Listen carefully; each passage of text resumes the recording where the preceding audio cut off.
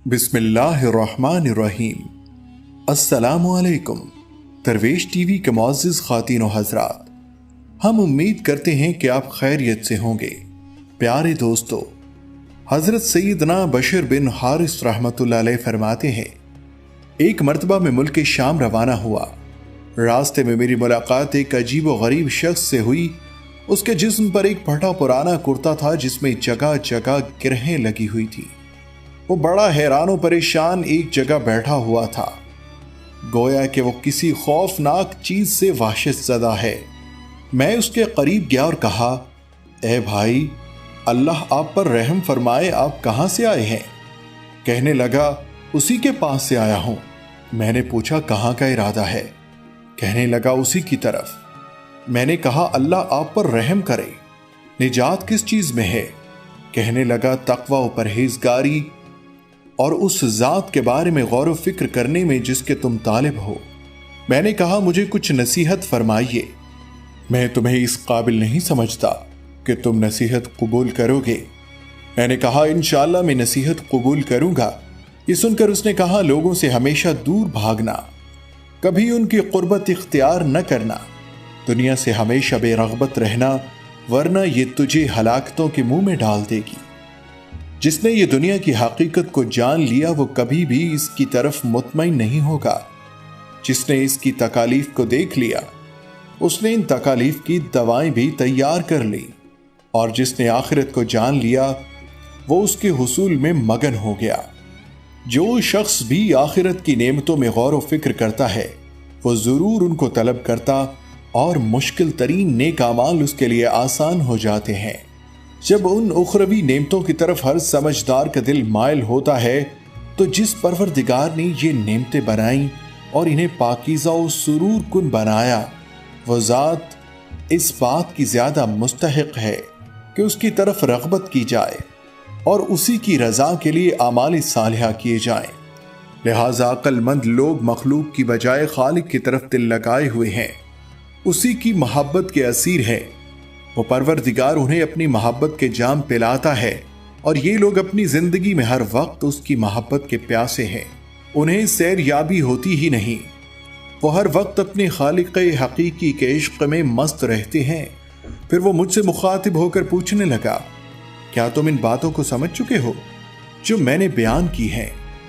मैंने कहा, अल्लाह आप पर रहम फरमाए, जो कुछ आपने बयान किया मैं वो तमाम बातें समझ चुका हूँ। कहने लगा, अल्लाह का शुक्र है कि उसने तुम्हें ये बातें समझा दी। ये कहते वक्त उसके चेहरे पर एक खुशी की लहर दौड़ गई। फिर मुझसे कहा, तुम्हारे लिए वो लोग मशाल राह हैं जो उसकी मोहब्बत के प्यासे हैं और वो जामे इश्क से सैर नहीं होते। उनके दिलों में हिकमत के चश्मे मौजन हैं। ये लोग बहुत अक्लमंद और तेज फहम हैं। उनकी ख्वाहिशात उन्हें गुमराह नहीं कर सकती और ना ही कोई उन्हें अल्लाह की मोहब्बत से गाफिल कर सकता है। अपनी मजबूती और दलेरी में ये शेर की तरह है, अपने तवक्कुल में गनी है, मुसीबतों में साबित कदम रहने वाले हैं। मखलूक में सबसे ज्यादा नर्म दिल और अनीस हैं। शर्म व हया के मामले में बहुत ज्यादा शदीद है और अपने मकासद में बहुत शरीफ। ना गुरूर व तकब्बुर करते हैं, ना ही झूठी आजिज़ी करते हैं। बस ये लोग अल्लाह के मुखलिस बंदे और मखलूक के लिए चमकते हुए चिराग हैं। फिर मुझसे कहा, अल्लाह हमें इन चंद कलिमात का अच्छा सिला अता फरमाए। फिर उसने सलाम किया और जाने लगा तो मैंने कहा, मैं आपकी सोहबत में रहना चाहता हूँ। मगर उसने इनकार कर दिया और कहा, मैं तुझे याद रखूंगा, तू मुझे याद रखना। ये कहकर वो चला गया और मैं वहीं खड़ा उसे देखता रहा। हजरत सैयदना बशर बिन हारिस रहमतुल्लाह अलैह फरमाते हैं, जब हजरत सैयदना ईसा बिन यूनुस रहमतुल्लाह अलैह से मेरी मुलाकात हुई और मैंने उन्हें ये वाक़या सुनाया तो वो फरमाने लगे कि उसने तुझसे मोहब्बत का इजहार किया। वो बहुत नेक शख्स है और उसका शुमार बड़े बड़े औलियाए कराम रहमतुल्लाह अलैह में होता है। उसने एक पहाड़ पर रिहाइश रखी हुई है, सिर्फ नमाज जुमा के लिए शहर में आता है और उस दिन सूखी लकड़ियां बेचता है। उनसे जो रकम मिलती है वो उसे पूरे हफ्ते किफायत करती है।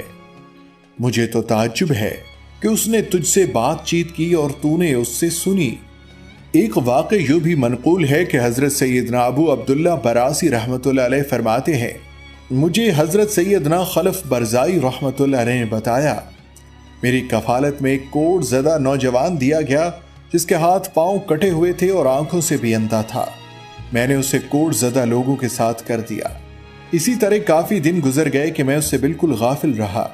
پھر مجھے اس کا خیال آیا، چنانچہ میں اس کے پاس گیا اور اس سے کہا، اے اللہ کے بندے، تمہارا کیا حال ہے؟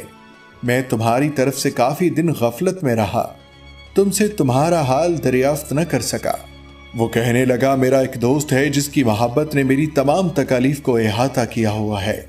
اس کی محبت کی وجہ سے مجھے اپنا درد و غم محسوس نہیں ہوتا۔ میرا وہ دوست مجھ سے کبھی بھی غافل نہیں ہوتا۔ میں نے کہا، مجھے معاف کرنا، میں تمہیں بھول گیا تھا۔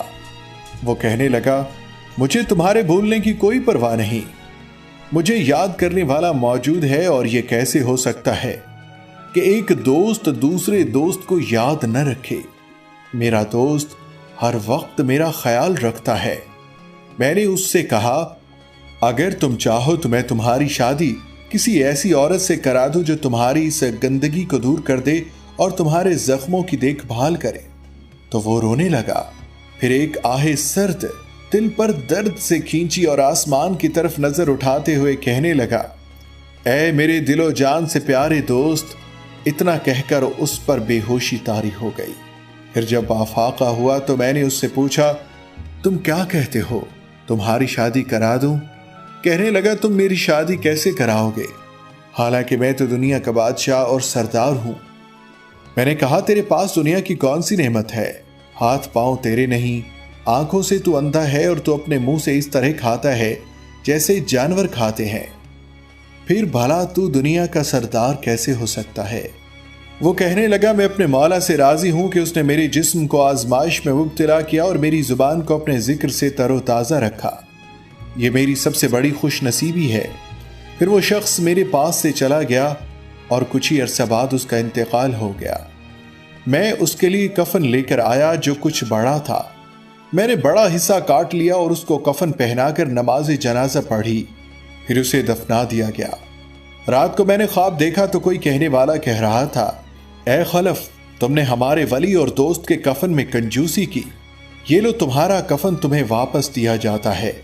اور ہم نے اپنے اس ولی کو سندس و ریشم کا قیمتی کفن پہنا دیا ہے۔ جب میں بیدار ہوا تو میں نے دیکھا کہ میرا دیا ہوا کفن گھر میں پڑا ہوا تھا۔ ایک اور واقعہ یوں نقل کیا گیا ہے کہ حضرت سیدنا منصور بن عمار رحمۃ اللہ علیہ فرماتے ہیں، میں ایک اندھیری رات سفر پر روانہ ہوا۔ میں راستے میں ایک جگہ بیٹھ گیا۔ اچانک میں نے کسی نوجوان کے رونے کی آواز سنی جو روتے ہوئے اس طرح کہہ رہا تھا، اے میرے پروردگار، تیری عزت و جلال کی قسم، میں نے تیری نافرمانی تیری مخالفت کی بنا پر نہیں کی، اور نہ ہی گناہ کرتے وقت میں تیرے عذاب سے بے خبر تھا، بلکہ میری بدبختی نے گناہ کو میرے لیے مزین کر دیا، اور میں تیری صفت ستاری کی وجہ سے گناہوں پر دلیر ہو گیا۔ تو بار بار میرے گناہوں پر پردہ ڈالتا رہا، میں گناہوں پر جرأت کرتا رہا۔ ہائے میری بربادی، اب مجھے تیرے عذاب سے کون بچائے گا؟ اگر تو نے مجھ سے تعلق ختم کر دیا تو میں کس سے رشتہ قائم کروں گا؟ ہائے افسوس، میں نے ساری جوانی تیری نافرمانی میں گزار دی۔ میں بار بار توبہ کرتا پھر گناہ کر ڈالتا، اب تو توبہ کرتے ہوئے شرم آتی ہے۔ حضرت سیدنا منصور بن عمار رحمۃ اللہ علیہ فرماتے ہیں، اس نوجوان کی گریہ وزاری سن کر میں نے قرآن پاک کی یہ آیت تلاوت کی کہ اے ایمان والو، اپنی جانوں اور اپنے گھر والوں کو آگ سے بچاؤ، جس کے ایندھن آدمی اور پتھر ہیں، اس پر سخت کڑے طاقتور فرشتے مقرر ہیں۔ جب میں نے یہ آیت تلاوت کی تو مجھے ایک چیخ سنائی دی اور پھر خاموشی طاری ہو گئی۔ اس کے بعد میں وہاں سے آگے روانہ ہو گیا۔